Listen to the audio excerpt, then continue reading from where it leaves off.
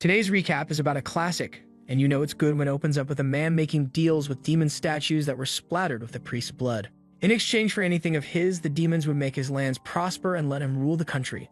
A sudden gust of wind followed by a loud lightning bolt strikes the shrine, tearing an X mark on Daigo's forehead. Pretty metal, don't you think? Unlike his wife, who is begging the goddess of mercy to protect her in labor. Actually, scratch that. Giving birth in a raging storm is the most metal thing ever.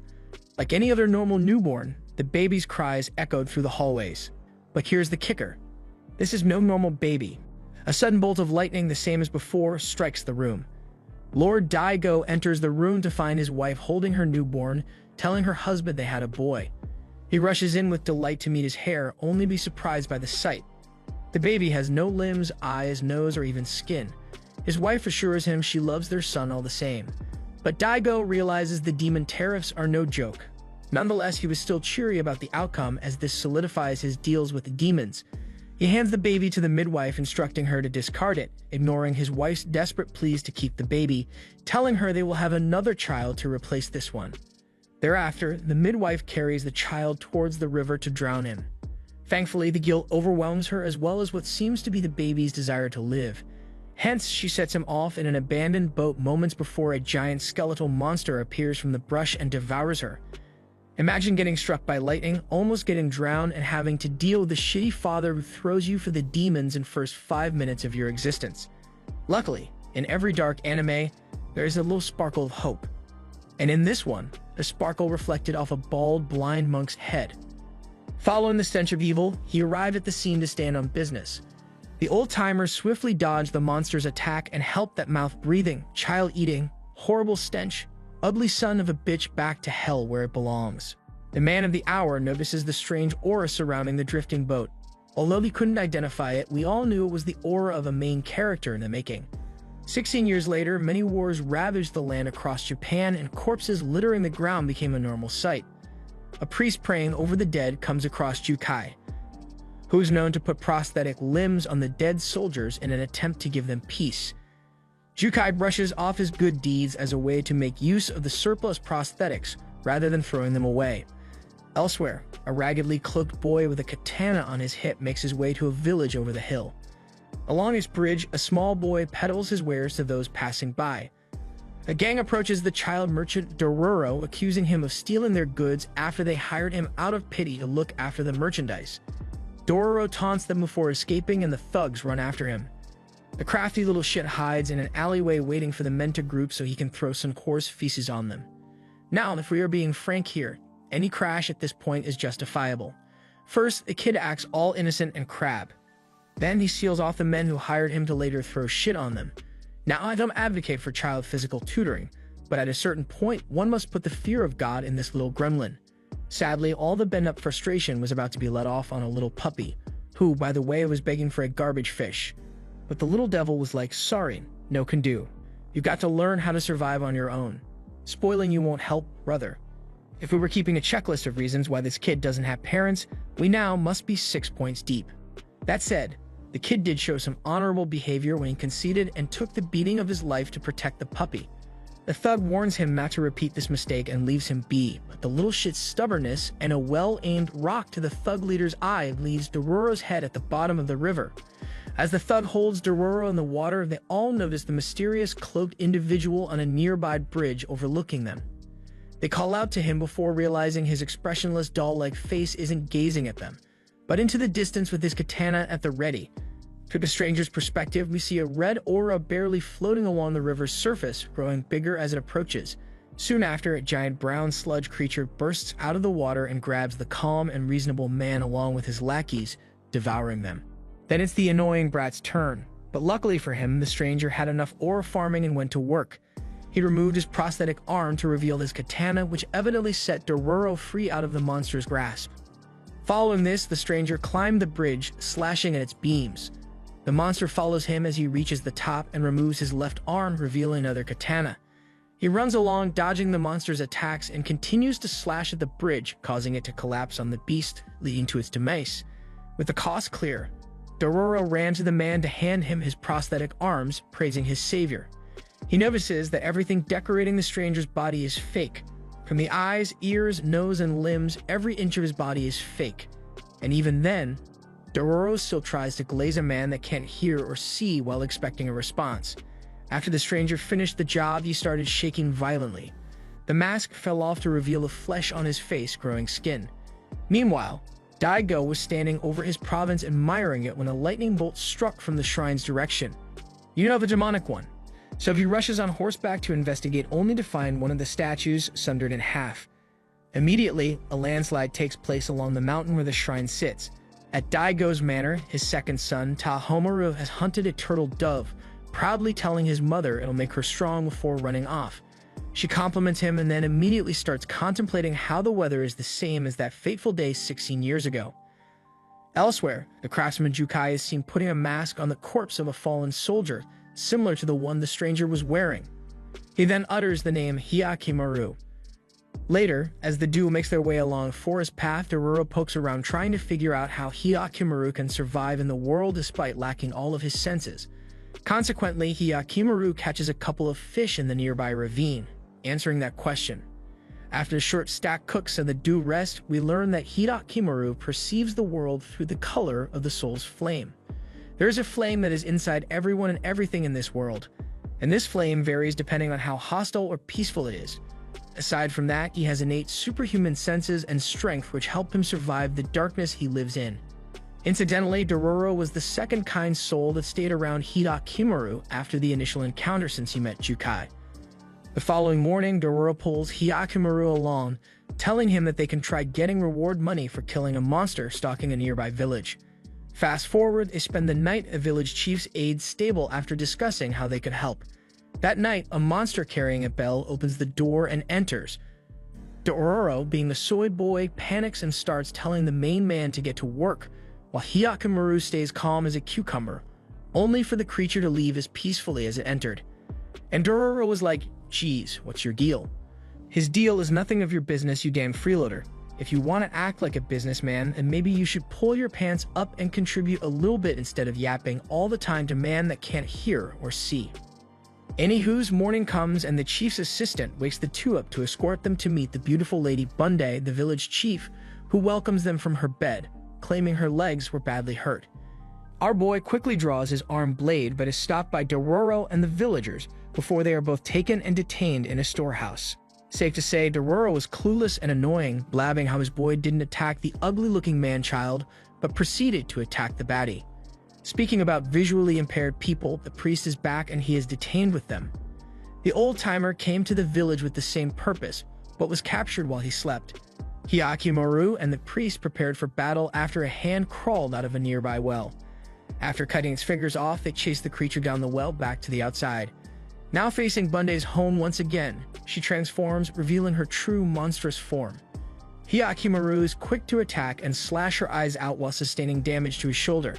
The village chief's aide rushes in and stops Hyakimaru momentarily, allowing her to leave before the priest realizes the villagers have been feeding travelers to the monster so they could loot the corpses for profit.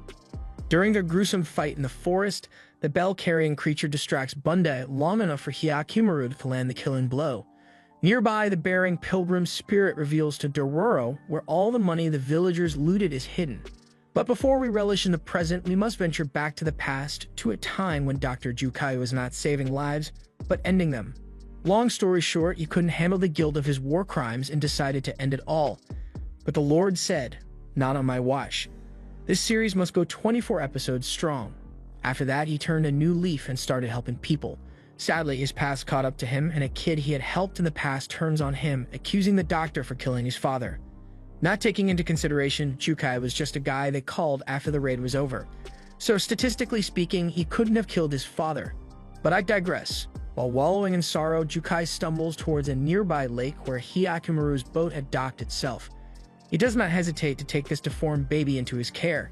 Jukai raised Hyakimaru and gave him prosthetic limbs that he used effortlessly, demonstrating incredible strength and agility. Peaceful days came and went until a strange wolf-like monster attacked the young MC. Thankfully, even at a young age, Hyakimaru was strong, and with Jukai's help, the wolf was fended off. Jukai realizes that otherworldly beasts are attracted to Hyakimaru, so he equips him with weapons to defend himself. Meanwhile, we see that his brother Tahomaru was enjoying his time with the fam. That boy was living his best life while my boy Hyakimaru was in the trenches fighting for his life. After Hyakimaru underwent harsh training, he began to fight several monstrosities over the years, getting stronger and stronger. Seeing his disregard for personal safety since he did not feel pain or fear, Jukai questioned whether he led this boy down the right or the doomed path. That was until something extraordinary occurred. Upon slaying a ghoul, he witnessed Hyakimaru grow out his missing leg. He realized what kind of curse this boy was burdened with and armed him with the weapons he would need to retrieve what the demons took from him. With teary eyes, Jukai bid farewell to Hyakimaru, who set off on a journey to take back his body, but not before gifting him the emblem that he carried as a baby in the hopes of finding his birth family. Finally, back to the present time. The priest debriefs Dororo on what misfortune had befallen Hyakimaru and his mission to retrieve what is his. At that moment, Hyakimaru wakes up and tests out his newfound sense of feeling by sticking his foot in a campfire and burning himself as one does naturally. The following day, a young maiden steps up to a temple, seeking shelter from the rain. The lady offers a prayer and then notices Hyakimaru standing in the rain. She tries to call out to the main man, but Dororo stops her.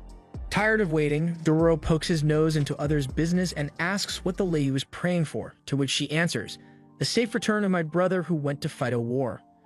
The convo was cut short when a man entered the scene just to die on cam. Coincidentally, Hyakimaru sees a red aura and immediately begins to chase it, pausing in a gruesome scene of several dead civilians. Standing on top of the bodies was a man with white hair who had struck Hyakimaru from behind a moment earlier. Dororo questions why he did what he did, and the crazy man reveals to him and Dororo that the motive was feeding his cursed katana, which craves blood. Dororo, as usual, doesn't have any sense of self-preservation or danger. He tries to yap the psycho, but he doesn't yap back. Instead, he straight up jumps our boy. The two clashed swords, seeing as how only the blade had a red aura. Hyakimaru made sure not to harm the wielder, who fell down a cliff after the sword wedged itself in the left prosthetic leg and got thrown into the forest. The maiden sees the man at the bottom of the cliff and identifies him as her long-lost brother. Dororo goes to grab the sword while retrieving the fallen leg. To no one's surprise, the swords will overpower the manlet. Back in his sister's humble abode, the crazy man shows no interest whatsoever in reconnecting with his sibling.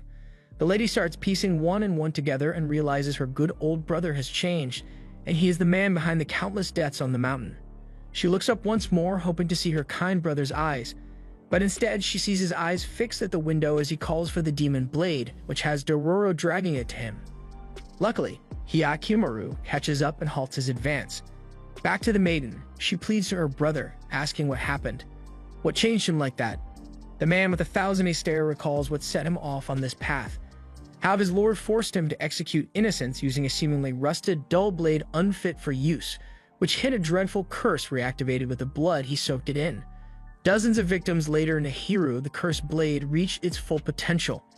And with it, the demon sword took full control of the young lad and turned him on his lord, who forced the sword onto him before ultimately driving the lad down that blood-drenched road for 5 years. Against her wishes, wanting the life they once had before he left, the lady tries to stop her big brother, but he now has white hair. He is too cool to have a family. Ask Kakashi or any other white-haired protagonist. They're all parentless. Drop in the comments which characters come to mind. Now back to recap. Hyakimaru manages to disarm Dororo, freeing him moments before the sword is once again in its original host's hands. As the maiden looks upon the origami her brother taught her to fold, the sound of clashing swords between him and Hyakimaru reaches her ears. She begs for her brother's life to be spared. Let me say that again. She begs a deaf man fighting for his life. Luckily, Hyakimaru doesn't have the ears to stop. What he has is a second sword arm to cut the crazed murderer down, breaking the cursed sword in half. While the lady mourns her fallen brother, who seems finally at peace, Hyakimaru trembles as his ears and hearing develop. Meanwhile, another statue breaks and Daigo's suspicions mount. A sound was pounding through Hyakimaru's head, for he was yet to adapt to such a strange experience, shutting his ears in an attempt to drown out the noise. Dororo wrapped his head with a piece of cloth, easing the burden, making it the first useful thing Dororo had done from the start of their journey. The piece was cut short by a monster, this time in the shape of a giant bird. Hyakimaru struggled to identify the direction of attack, due to the noise created by the rustling trees.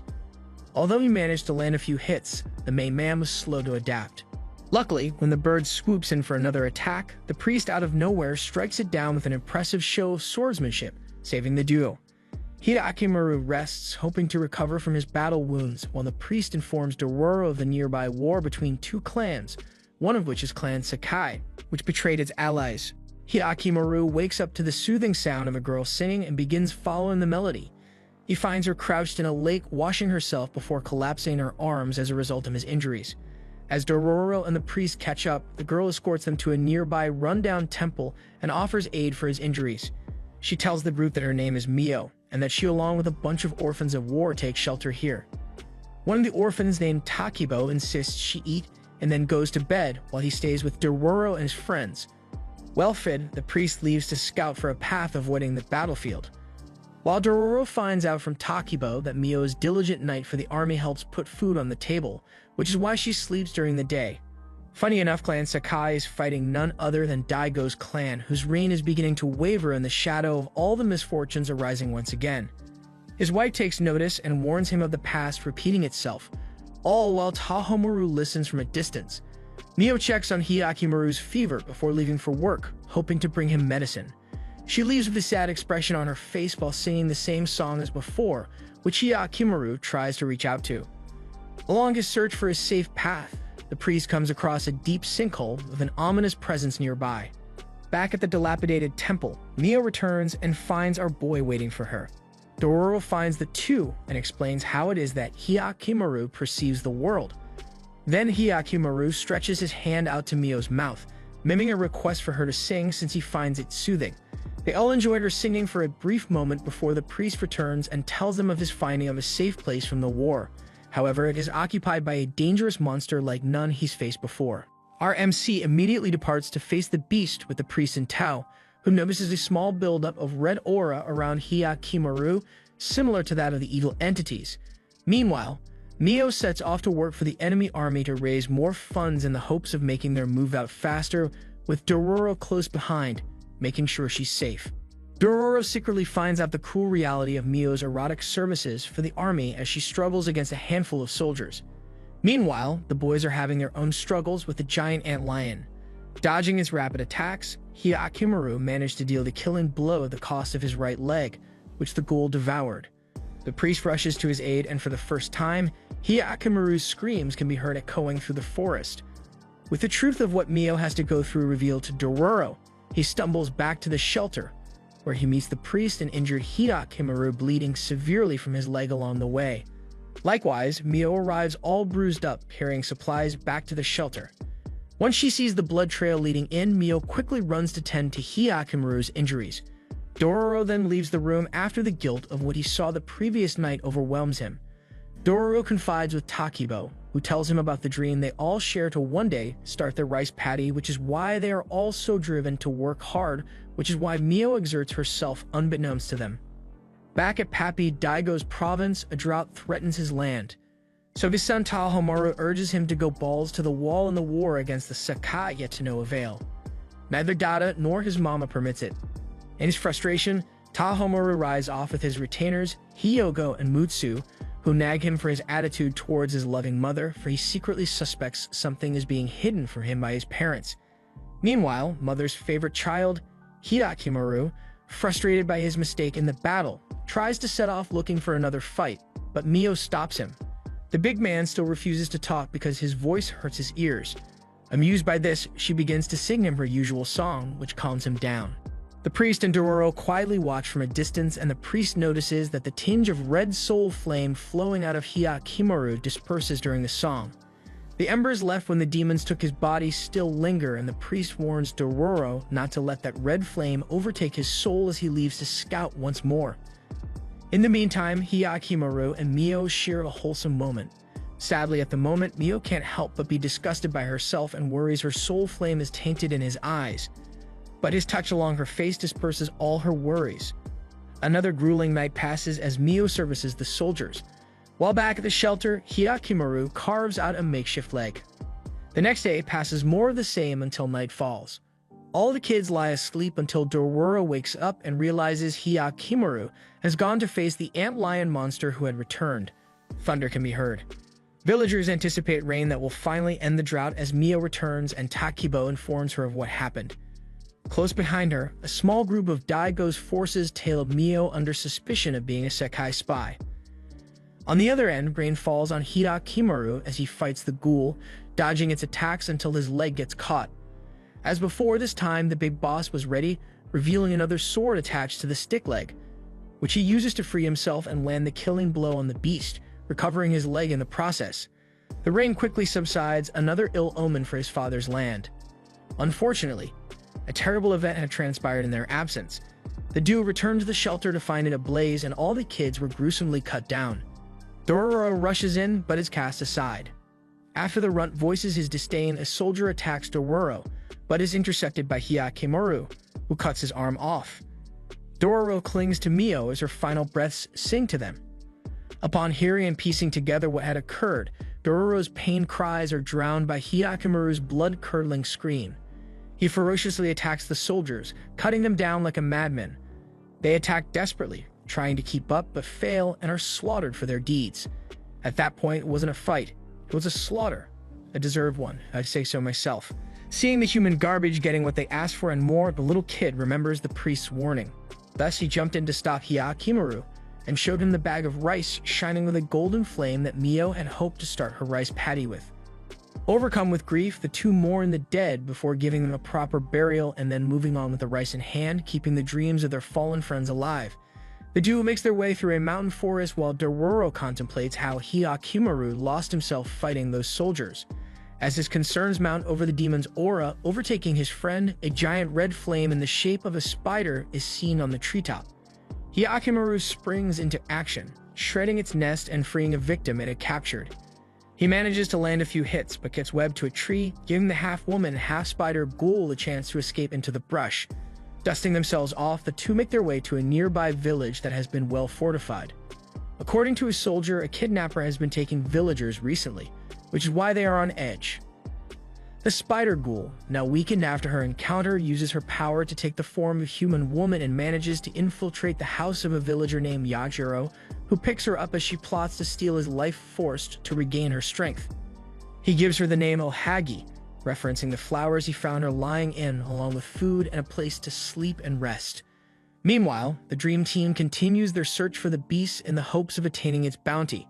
Speaking about the bounty, Yajiro returns home to Ohagi, and a spark between the two begins to form, fueled by Yajiro's compassion towards all life forms and his hospitality to her at the cost of his scarce food supply. The night passes as she restrains herself from feeding off of his life. The next day, news of another villager disappearing reaches Dororo and Hyakimaru, who find no traces of a monster attack. Back at Yajiro's house, she finds Ohagi growing weaker and offers her a way out of the village without needing a traveler's pass. As they make their escape, the two run into our protagonists who catch on to her disguise, but Hyakimaru doesn't react. Yajiro admits that he is the kidnapper leading people out of the village and the bounty is on him. As that unfolds, soldiers approach and attack Yajiro for what he's been doing. But Ohagi protects him and steals their life force, causing her soul flame to turn red, and in the process, setting Hyakimaru off. She manages to bind the blind man and escape through the secret passage with Yajiro. Scaling the cliffside, she reaches the top. The bad demon reveals that her preying on the life force of humans can be done safely, and so they can be together. Moving forward, the man accepts to go with Batty and leave the shithole when the two reach the secret passage. Their happiness is short-lived as arrows rain down on them, two of which hit Yajiro's shoulder, causing Ohagi to transform back into a giant monster and attack the soldiers who pursue them. Hyakimaru catches up and slashes at her before being knocked down. As the two are about to fight to the death, Yajiro convinces O that no one needs to die, resulting in the red flame and her subsiding. Therefore, Hyakimaru allows the baddie and her newfound lover to escape and start a new life without bloodshed. From one touching story to another, the duo makes their way to a new village to help. The village is being plagued by a mysterious cloud that comes once in a while. The villagers realize that by giving sacrifices, the cloud leaves until another time. That time of the year came again, and the sacrifice this time was chosen to be a nice young lady. How nice she is? Well, she was the only person kind to Saru, an orphan boy living on the outskirts of a village. And this little boy was not going to let the last kind person in his life die just like that. Luckily for him, the good guys are here to save the day. After realizing the demon is using the cloud as a tool to hide, Dororo devised a plan to take it down since Hyakkimaru's demon radar is rendered useless due to the demon masking his red aura with a cloud. Now at the top of the mountain, Dororo sits as a decoy bride, luring a centipede to him before making a mad dash to safety. Saru, watching from a distance, shoots a fire arrow toward a sulfur deposit where the centipede now stands, creating a giant explosion that simultaneously lights the beast on fire. The pressure opened the cloud for a moment, burning the centipede, but it quickly emitted more dark gases, protecting itself from the sunlight. An arrow hits one of its legs as Hyakkimaru shows up with a bow in hand. Using the sound of arrows landing, he strikes at it, slashing an eye out. Dororo realizes this strategy and jumps onto the beast and ties himself to its head, using his voice to guide Hyakkimaru, but he quickly gets knocked out by falling to brace. Hyakkimaru screams at Dororo, helping him regain consciousness. The duo's teamwork proves to be fruitful as they manage to take the beast's second eye. In pain, the beast flies out of the cloud and into the sunlight. While the exposed skin of the first head burns, the second end of the centipede attacks Hyakkimaru, who willingly jumps into its mouth, cutting it in half from the inside while still midair. Hence, after the big bad is defeated, everyone falls into the hot springs below, including Saru's big sister. Also, Hyakkimaru's prosthetic nose falls into the water for the real one to replace it, signifying the ghoul's defeat. However, the smell of victory this time wasn't so sweet as the main man was greeted by the awful smell of sulfur. And that's that. Saru and his sister move on to live together in the village while the duo once again departs on their journey. Oh, and Hyakkimaru utters his first word, Dororo, much to the little boy's surprise and delight. Following these events, we see that the flowers are in full blossom and Hyakkimaru is using his newfound sense to its fullest. Dororo, on the other hand, begins to lose balance and falls to the ground, passing out as a fever overtakes him. Hyakkimaru carries him around like a bag of potatoes looking for help.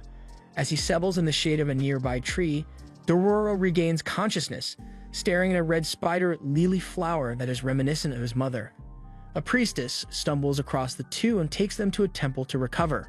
Dororo wakes up in a panic, afraid that his companion has left him behind, but the priestess reassures him that his friend is still nearby. Dororo begins to confess his history to the priestess while Hyakkimaru listens in the background. Before we continue, let me just point out, if you ever want to trauma dump on someone or go on a rant about how shitty life is, but your friends won't cut it, and therapists are expensive, here's a life hack. Find a priest. Morally, they can't turn you away from the house of the Lord. Everyone's welcome there. Back to the sad background of the little shyster. He hates spider lilies for they remind him of his parents and because his parents are dead. Speaking about the dead, Dororo's father, Hibukuro, was the leader of a brigand group that targeted samurai to steal their goods. And his mother, Ojiya, was a fair maiden with a strong personality who shared her husband's disdain for samurai and their lords. It was all going well for the brigand group until his second-in-command, Itachi, betrayed Hibukuro and led him on an assault that killed all his men and crippled his legs with several arrows. In the state they were in, Dororo and his parents were forced to scour the battlefields for supplies to survive. After some time, Dororo's father dies, leaving him with only his mother. Ojiya and Dororo now continue wandering around looking for means of survival as war seems unending. With the promise of handouts offered by samurai in a nearby temple, the two stand in line for a bowl of food only to find Itachi at the head of this event.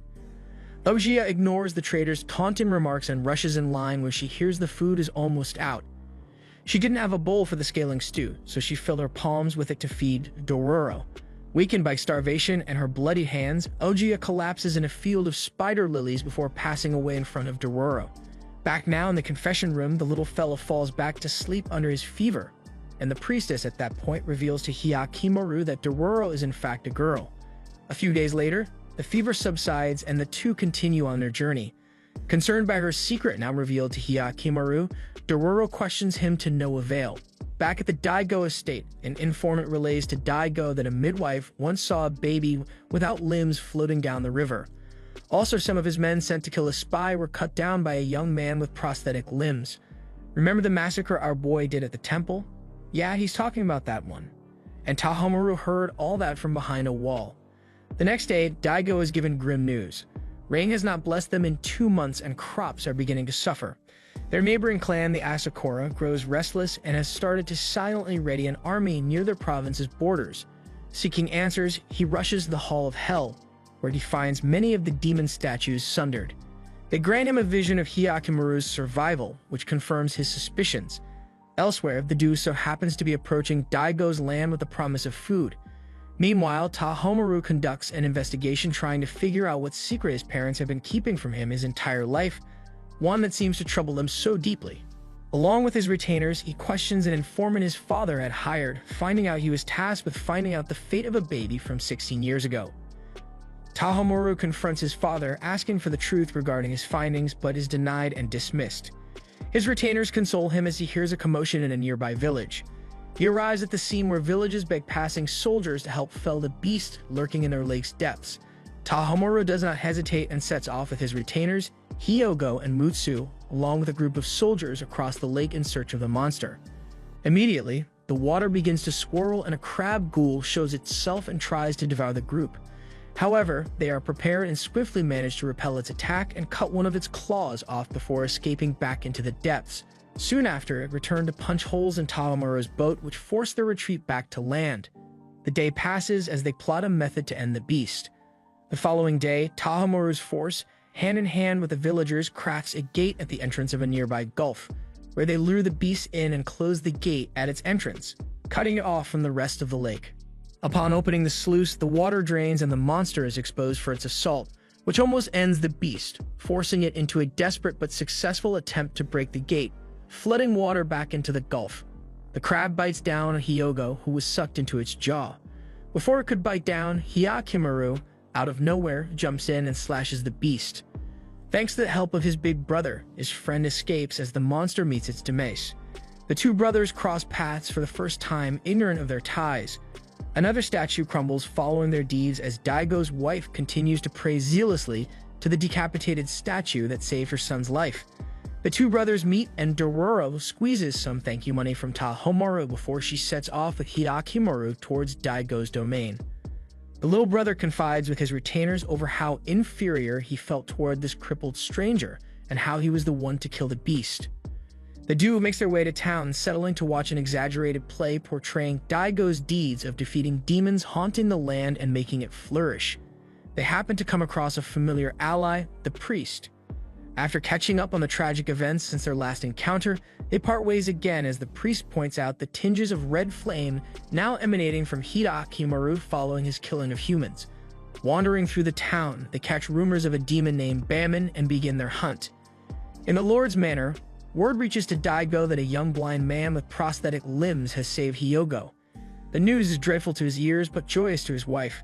Hyakimaru and Dororo make their way up to the battlefield, separating Daigo's land from the Asakura. There they find Bamin, a towering wooden wall said to be sullied by a curse from all the bloodshed. A boy approaches the two, escorting them away from an Asakura ambush behind the wall and giving them a rundown on the Bamin's history. A red soul flame emanating from it heavily, leading Hyakimaru to believe a powerful demon resides there. The boy lives behind the wall, but is unable to cross due to the curse and the military unrest. Hearing this, the two plot help the boy return to his village past the Bamin at night when the Asakura leave and dozens of monsters are said to arrive. At the same time, Daigo arms himself and sets off against his wife's plea to spare their boy, mocking her compassion for a lack of knowledge in politics. Meanwhile, Asakura's spies catch wind of his departure and prepare an ambush. The group reaches the Bamin and prepares to cross over. However, a dozen Foxfire spirits attack them, and the escort mission goes off the rails as the kid they wanted to help runs ahead on his own with Dororo giving chase as Hyakimaru is left alone to face the multiplying number of fox spirits. The multitude of evil spirits gathered and transformed into one giant nine-tailed Foxfire spirit, pinning Hyakimaru down. Back in town, Tahomaru sets off to find the stranger he encountered earlier. Piecing together the information he's gathered and believing this person holds the key to his parents' secret, the ramblings of a crazed woman in the street, one of the nurses present at Hyakimaru's birth give Tahomaru even more insight. On the battlefield, our protagonist pushes the demon off him, but fails to land a fatal hit. The battle is cut short after a hail of arrows scares the ghoul away. Hyakimaru stares at the man responsible, who is none other than his father, as tinges of red flame seep out of his man's silhouette. Behind the wall, Sukeroku and Dororo are captured by the Asakura. Meanwhile, the priest reaches the temple where this curse started. Here in the land thriving off of Hyakimaru's sacrifice, father and son meet after 16 long years. It was a bitter reunion though, as he did not know the identity of the man with the strange aura surrounding him. Yet he felt compelled to approach it. Daigo cursed him as the half-born demon child before his archers fired at Hyakimaru, forcing him to escape with soldiers chasing close behind. Fleeing his pursuers was easy enough, but what that man called him got stuck in his head. Is he truly a half-born demon child? Behind the wall, Dororo and Sukeroku are thrown into an Asakura jail where a prisoner unknowingly reveals to Dororo that the crest Hyakimaru has been carrying is the Daigo family crest. Before escaping alone, Dororo scales the prison wall, promising to return and save the rest. Back at the Daigo manor, Tahomaru confronts his mother with the knowledge he's gathered so far. His suspicions proven true, and the whole truth that the stranger is his brother comes to light. Daigo hears this and tells him it was for the prosperity of the land that he sacrificed his older brother. Their perspectives and morals clash just as Hyakimaru arrives behind them. Soldiers rush in, causing him to run away, but not before hearing the woman amongst that strangely familiar group call out to him as a son. He rests trying to make sense of it all when Dororo comes stumbling through the forest, asking him to help rescue the prisoners who will now be hanged on the bammen to declare war between the two clans. The priest realizes there lies a very powerful demon still dormant.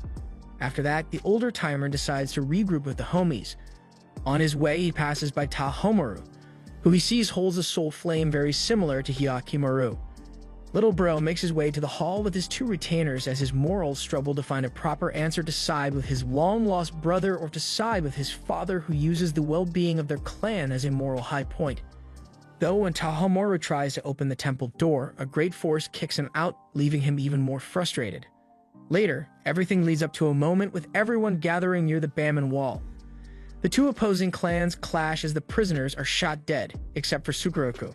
The fox spirit returns and wreaks havoc on everyone at the scene. Daigo and Hyakimaru meet on that accursed battlefield once more, as Tahomaru approaches, confirming to the duo that he and Hyakimaru are siblings, and that they are his family. However, he now stands with his father and wishes to kill Hyakimaru for the good of their land. Thus, the brothers clash swords, but Tahomaru stands no chance and loses his right eye as a result. And let me tell you, I couldn't be happier that he humbled that son of douche talking about his father. Of course, the Mozilla Firefox forms once again and attacks Dororo as she struggles to free Sukeroku. Luckily, Hyakimaru makes it just in time to defeat the beast, forcing it back into the bammen. Oku, Hyakimaru's mother, appears and begins to beg her son to forgive her and all involved for thriving off his sacrifice as she stabs herself in front of the statue that spared her son, offering herself as a sacrifice in his stead. The bammen shatters as all parties retreat. His mother survives, but her words stuck in Hyakimaru's mind. With the collapse of the curse wall, Sukeroku is reunited with his mother as Dororo and Hyakimaru continue their journey with the truth now laid before them. The priest finds the small statue Oku had dropped, now even more shattered as its green soul flame fades away, bearing an ill omen for all involved.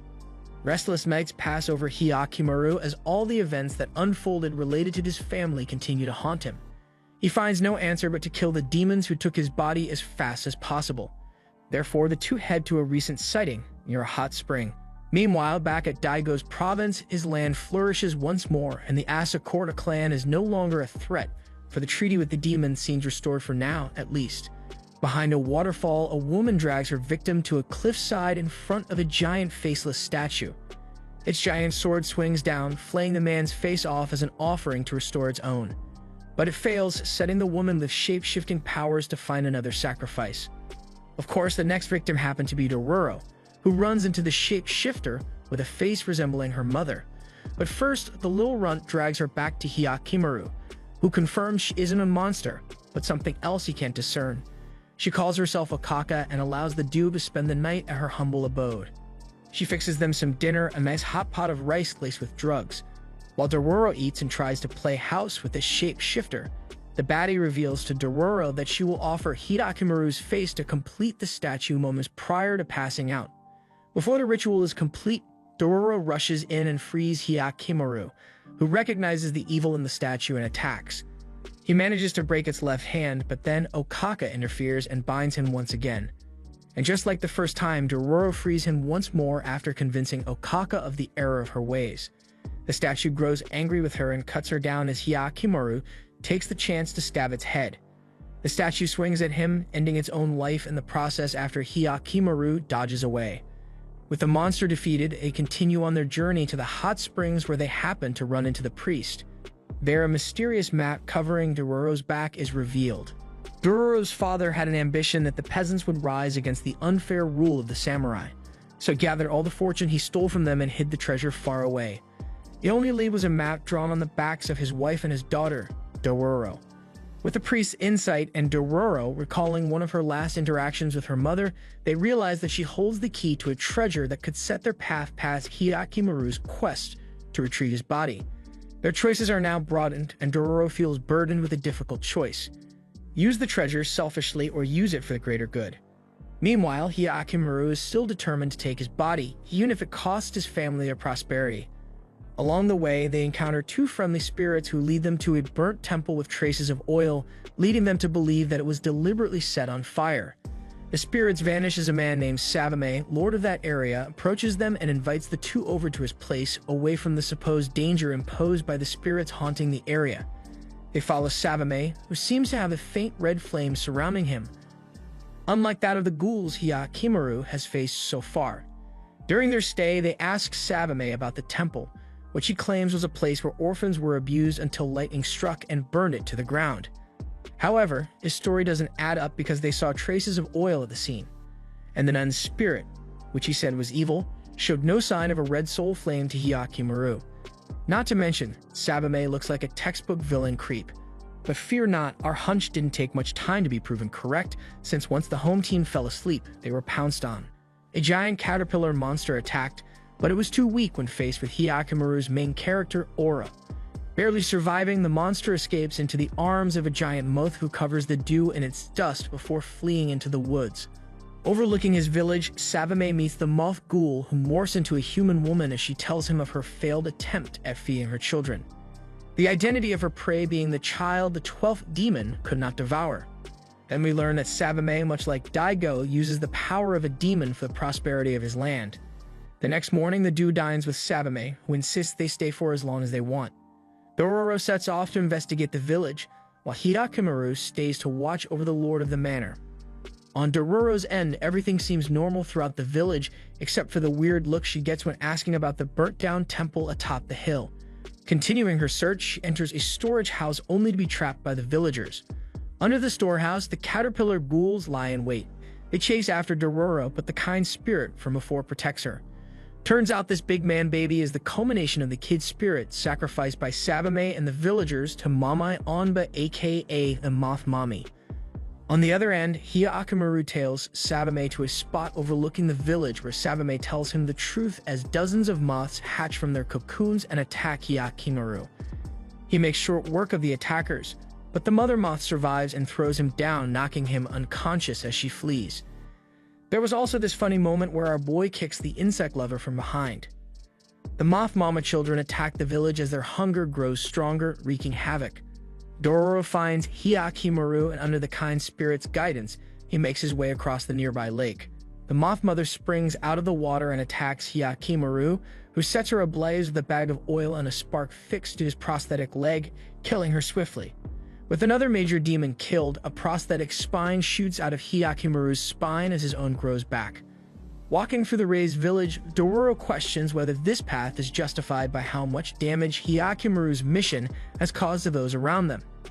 Now I have to say the little f***er grew on me like 3 or 4 arcs prior, but seeing how she's still conflicted even after seeing her homeboy's spine grow in front of her eyes made me low-key mad. Thankfully, the two accidentally separated while lost in thought, and Lord Itachi became relevant again, demanding the second half of her mother's map. Sadly for the big Itachi, the map on Dororo's back only appears when exposed to heat. While she does manage to keep it a secret from him, he doesn't hesitate to kidnap her, believing she at least has it memorized. As they ride off on their treasure hunt, they arrive at Hekatsu Cape, where the first part of the map leads them. They begin searching for a boat in a village along the coast where a terrible massacre seems to have taken place. One lone survivor whose entire right arm is missing appears, offering to sail him across for a price. They split into two boats and set off across the water. Two sharks named Jiromaru and Sabamaru follow this stranger's command and pull the boats forward, making it far enough into the lake that the stranger felt bold enough to start revealing his messed-up character. First, he explains that his missing arm was fed to satisfy his shark's hunger, followed by all the people in the empty village they had seen previously. After finishing his character lore, the crazy mother effer signals to them water pit bulls to attack the first boat, killing half of Itachi's men, leaving the second boat for a later meal as he rides atop Jiromaru off to safety. Trapped in what seems to be a hopeless situation, Itachi confesses his regrets to Dororo. Her resolve still strong. She rallies those still alive and acts as a lure to the shark watching over them. The shark takes the bait and opens itself to a group attack that ends its life. Following his shark's blood trail, the stranger is ambushed by Itachi's gang and gets beaten till nightfall.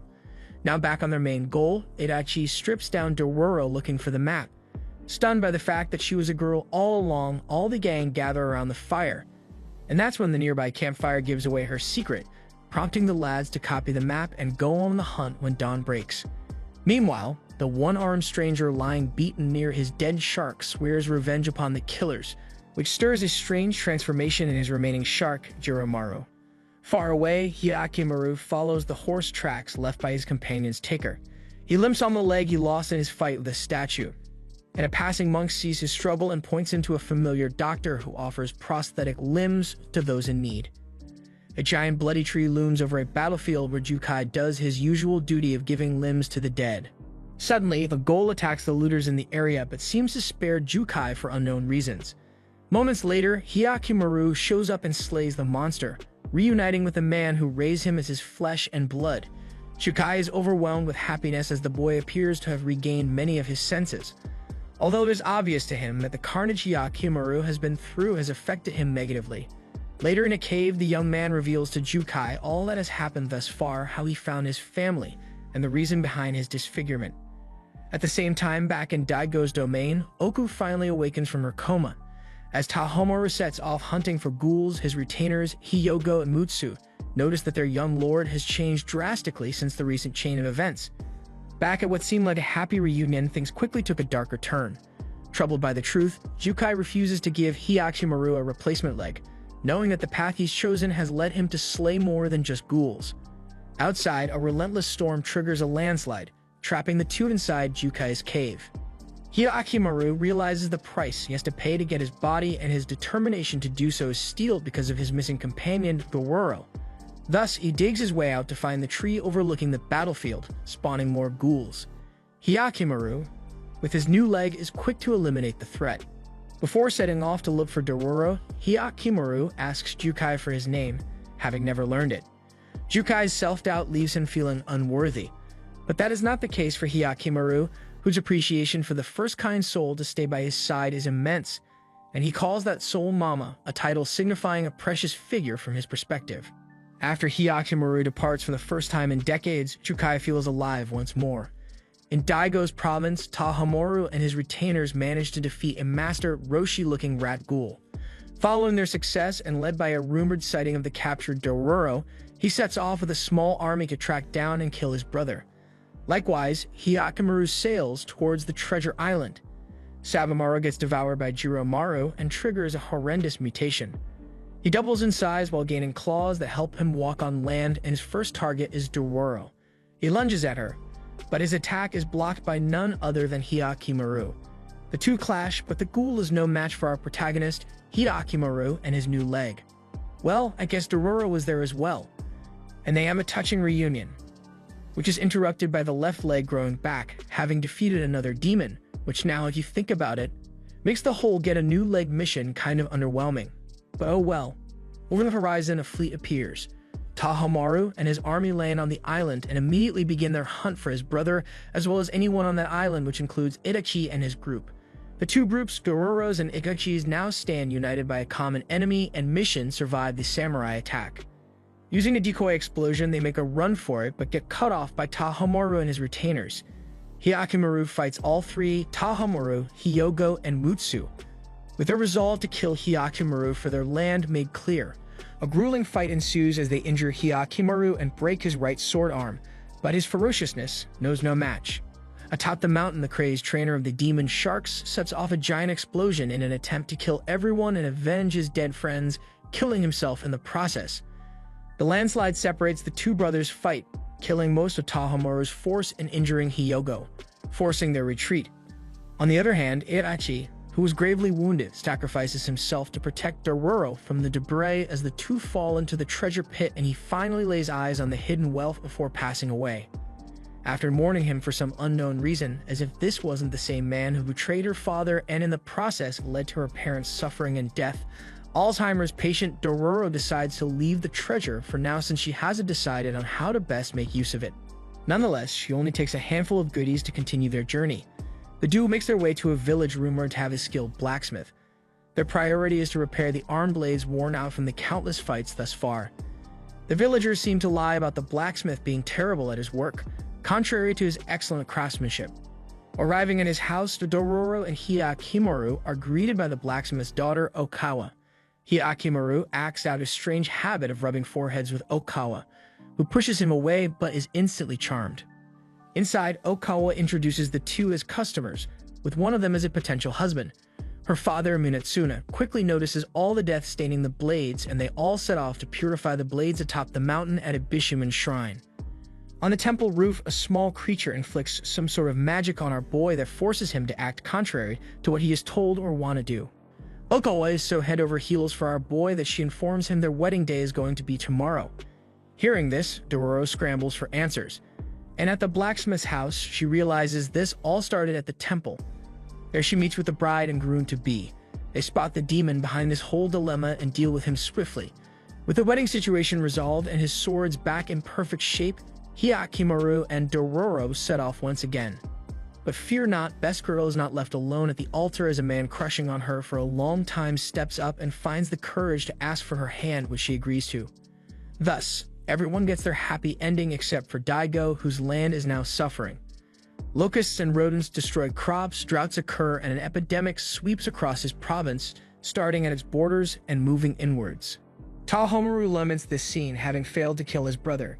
Speaking about the big man as tree leaves turn bright red with autumn setting in, Dororo and Hyakimaru make their way to another monster sighting along a mountain path. There they run into a man named Saburota with large scars covering his chest. He's been hunting the beast for about 6 months, supposedly trying to avenge his deceased mother. So the three join forces as they journey on. Atop the mountain in a clearing where the monster appears frequently, anew appears an amalgamation of many beasts as this fearsome creature engages in battle with Hyakimaru. The man who led them here attempts to kill Hyakimaru, while he is distracted in his battle but fails. The news attack destroys the cliff they stand on, sending the duo tumbling down the mountain. In the Hall of Hell, a foreshadowing heartbeat can be heard emanating from the 12th demon statue that Daigo's wife Oku had warned him about. The demon who failed to devour Hyakimaru at birth with the sacrifice of the decapitated statue, which was destroyed the day she reunited with her son. Back with the main cast and where they fell, Dororo's arm is stuck under debris as water slowly floods her surroundings. Hyakimaru's prosthetic left arm shatters as he attempts to remove the boulder, trapping her. Moments before she drowns, the priest appears. Having heard Hyakimaru's desperate screams while saving Dororo at the cost of his sword. Frustrated with his inability to save his partner, Hyakimaru sets off to face the beast and reclaim his arm that could have saved Dororo. Long story short, he finds the beastly duo and the battle begins. After the news sustains major hits from Hyakimaru, Saburota, haunted by the fear that caused him to sacrifice his mother to the beast, now offers himself as its food upon seeing in his foe the man he could have been. The new powers up and their battle starts again. The sun sets as Dororo arrives at the scene. The first thing she saw was a blood trail littered with the ghoul's limbs. At the end of the trail, she found Hyakimaru atop the defeated ghoul, while Saburota, now melded with the new, had merged into Hyakimaru's soul flame, revealing a growing red flame within him. It's the same as when they faced the Mozilla Firefox. The demon was slain, but none of his limbs grew back. Needless to say, the main man was enraged and started slashing away, so Dororo rushed in and calmed him down. Thereafter, with no side quests left, the main man sets off to his father's domain, seeking to settle this and reclaim his body. The priest watches as his worries begin to take shape. At the Hall of Hell, where Tahomaru and his retainers investigate, they witness the new statue shattering as his power begins to flow towards the Ashura statue standing atop all the others, brimming with power.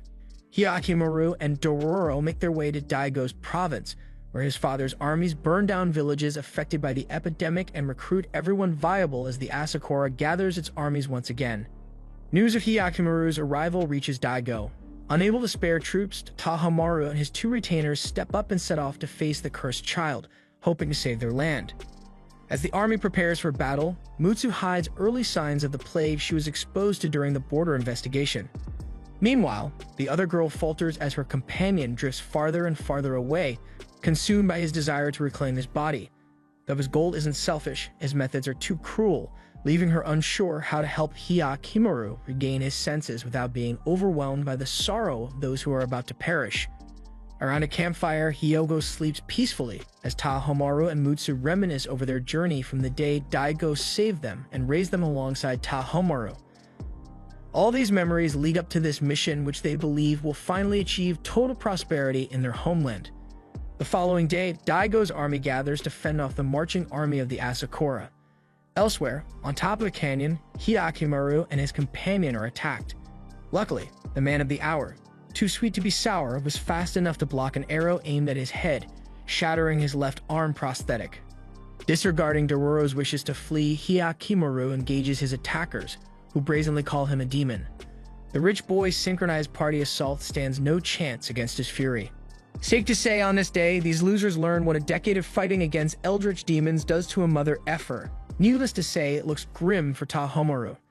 Out of nowhere, the informant that Daigo sent to watch over their battle separated the fighting siblings by charging a horse loaded with explosives at Hyakimaru. The blast turns the horse into pieces while the following shockwave sends our boy down the Great Canyon. Tahomaru attempts to follow Hyakimaru, but Daigo's agent drugs him and then takes Dororo hostage. Soon after, deep in the canyon, Hyakimaru regains consciousness and tries to make his way out. To his luck, the corpse of the dead horse and pieces of armor from wars past merge into a single being, a glowing white steed with a flaming mane. Chukai arrives near Daigo's capital, looking for his role in this accursed battle. From behind a tree, Jukai sees Tahomaru's party with the captured Dororo. After Hyakimaru makes it out of the canyon, he finds his companion missing. In a fit of rage, the supernatural steed beckons him to take its reins and ride it to battle.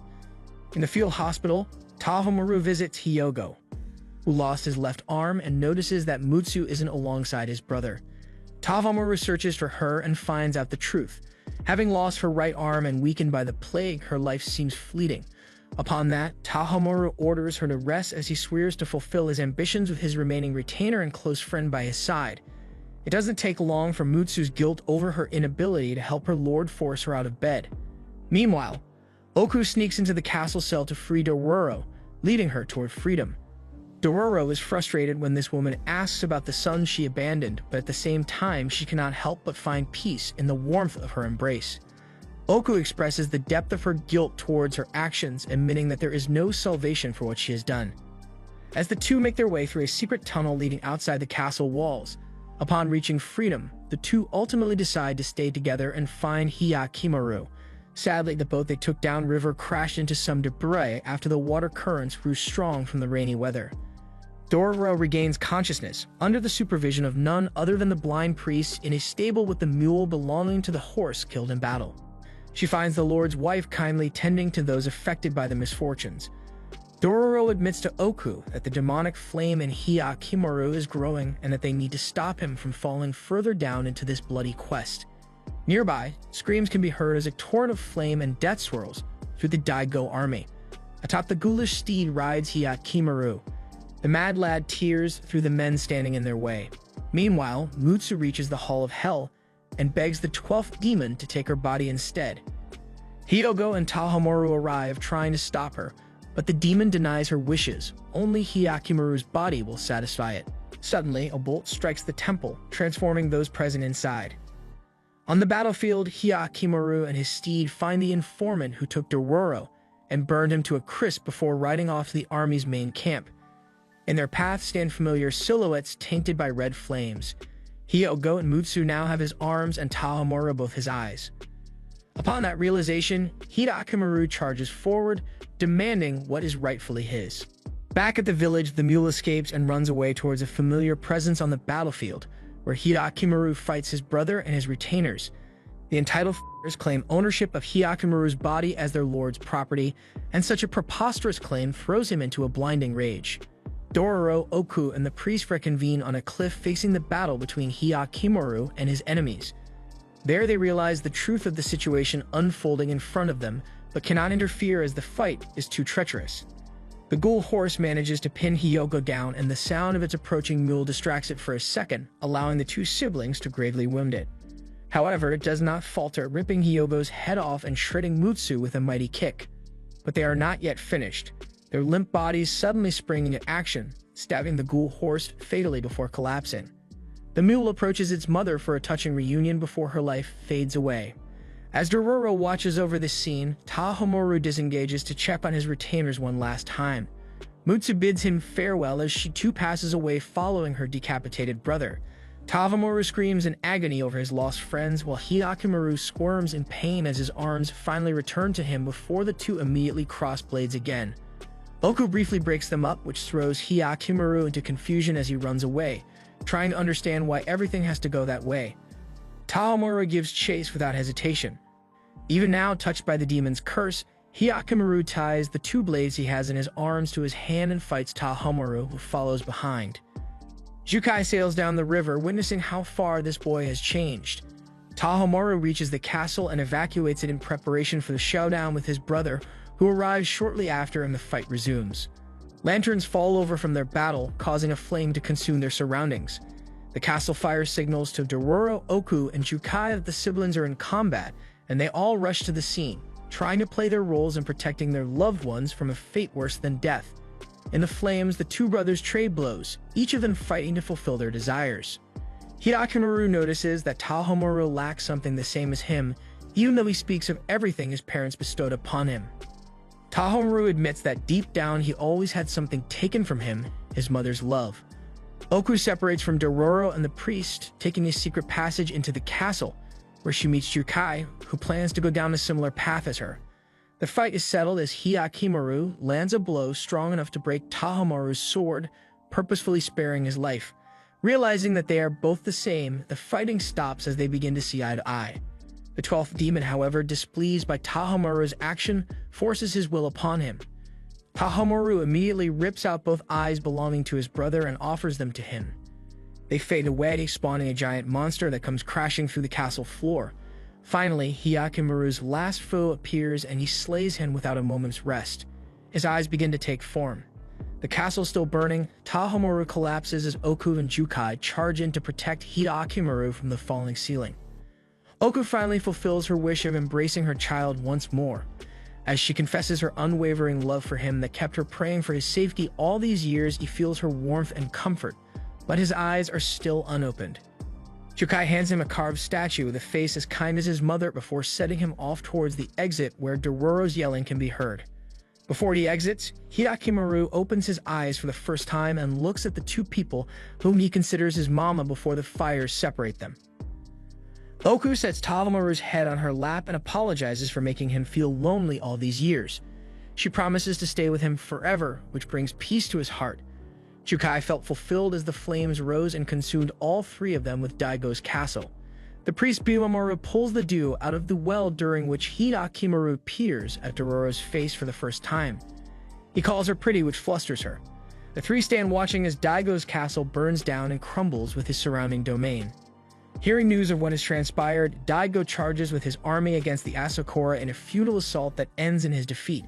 The following day, in the village where the little brat was rescued, Dororo makes up her mind about using her family's treasure to create a land where the people can build their own country. Meanwhile, Hidakamaru arrives at the Hall of Hell. There he meets his father with his unwavering belief that what he did was right and that he is willing to do it again without regrets. Hearing this, Hidakamaru holds his father's blade. The old douche waits his fate only for the big man to spare his demand's soul. Surprised by his mercy, Hidakamaru tells his father that his path is that of humans. He sets the carving that Jukai gave him in front of his father before leaving. He asks his father not to become a demon himself. Astonished, Daigo finally sees the folly of his decision to bow to the demons on that fated day. Had his firstborn grown up by his side, his ambitions might have been realized by someone with such an unyielding will to live. Overcome with regret, he breaks down in tears, bowing before the carving his son left behind.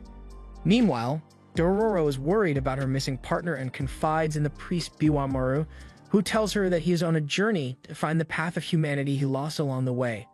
Satisfied by the answer and believing that Hyakumaru will return, she sets off alongside the villagers she promised to achieve her ambitions of peace with. As the Warring States era looms, Biwamaru senses a destiny beyond death and bloodshed for the duo, separated by years, yet bound by fate. Hyakumaru and Dororo are sure to journey together once again. The end.